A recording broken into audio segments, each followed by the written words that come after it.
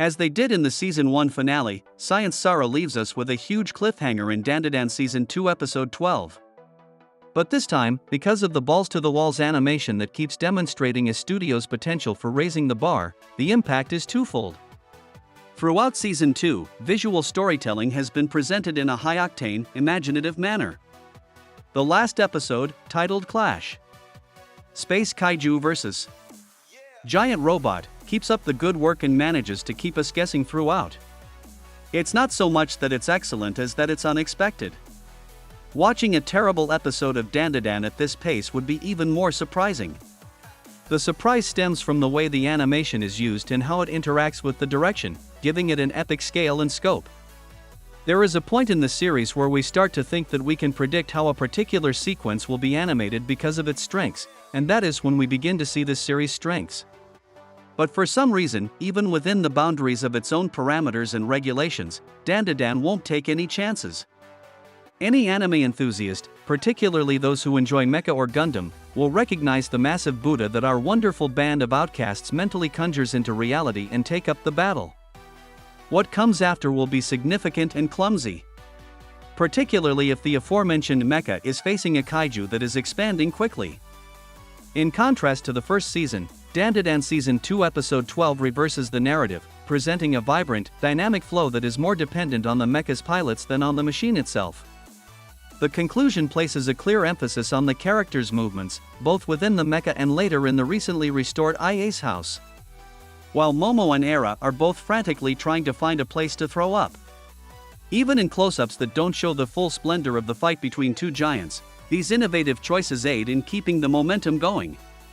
The animation also brings out the humorous, Muppet-like vibe of the characters as they all try to figure out how they are supposed to be together. Maintain command of the robot while also figuring out how to utilize their combined skills to defeat the kaiju. Unsurprisingly, Kinta attempts to control things. We get a glimpse into his life outside of meeting the Core 4 and the constant teasing he's endured for being an otaku in a lovely, strangely pleasant scene. People have labeled him as infantile because of his hobbies, and he does engage in some childish activities, like riding roller coasters in order to train him for any time he would need to operate a robot. However, it's simply a reminder that they're all still children and not anything to make fun of him about. Waiting for some extraterrestrial being to beam him up and keep him company is not any different than Akron staring at the sky. This degree of nerddom is made possible by Momo's fixation with her favorite performer.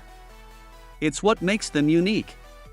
Additionally, in a moment of passion, Kinta breaks the stereotype of the solitary by saying that he doesn't care what other people think because he loves robots and that loving them makes him happy. Include this to my dress-up lovely rulebook of people who won't let others intimidate them because they are passionate about their interests. Even so, Episode 12 of DanDaDan's second season guarantees that their victory requires tremendous effort. After Akaran presses a random button at Momo's initial order, he is instantly ejected from the robot. In addition, this is an illustration of a situation where kinetic animation is not essential but highly valued.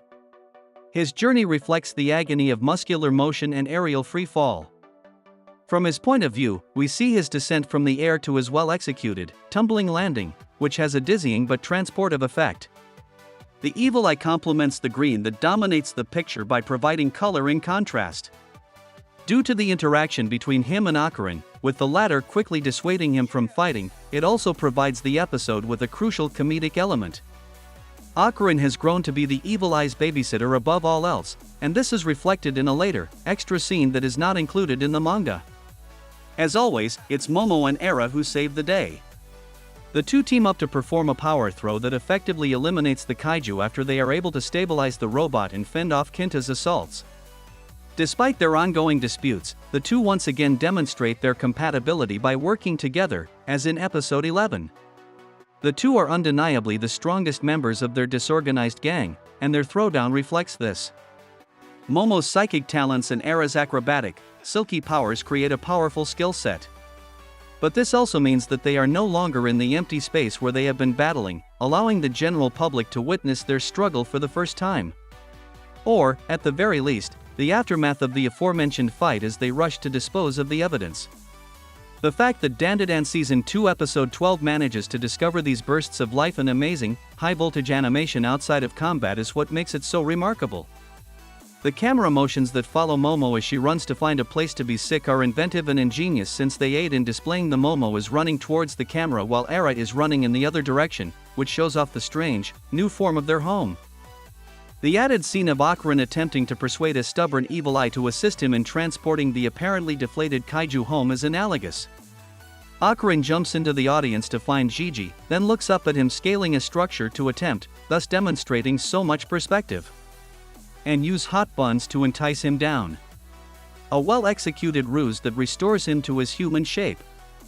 It's absurdly endearing and contributes a lot, even if it was likely inserted to lengthen the runtime and provide a smooth conclusion to the season with a necessary cliffhanger. The connection between Akarin and Gigi is comparable to that of Momo and Era in that so much of it occurs in subtle moments, even if it is not as hostile. This sequence, in addition to the two lying on the ground, where Gigi mindlessly claps his feet together, gives a lot of character to characters that already have a lot of it. It's little interactions like this, gestures and shared moments of relief after a fight, that help us get to know these characters so well. Naturally, the major revelation is twofold and occurs at the conclusion. The Kaiju is actually an alien who appears to be piloting the suit. The second? That Momo walks out and sees the aforementioned extraterrestrial kissing a stunned Akarin. What a great conclusion, with another moment where something pertaining to Akarin turns Momo's world upside down. The matter of crushes is not to be taken lightly. With its understated yet essential character moments and lively, upbeat artistry, DanDaDan Season 2 Episode 12 is an excellent conclusion. The details are what make the conclusion where a kaiju and a mecha battle so strong. The attention to detail and the awareness that it's what gives the series its visual appeal and its essential significance. Because every moment is important, not simply the fights. The 12th episode of DanDaDan Season 2 is now available on Netflix and Crunchyroll. Hope you like this video. Stay tuned in this channel for latest upcoming updates on this series. And add a bookmark in this channel for further upcoming updates on movies, anime, and web series. Thanks for watching this video. If you like this video, please like, comment and share our channel. And for latest updates, please subscribe our channel and press the bell icon.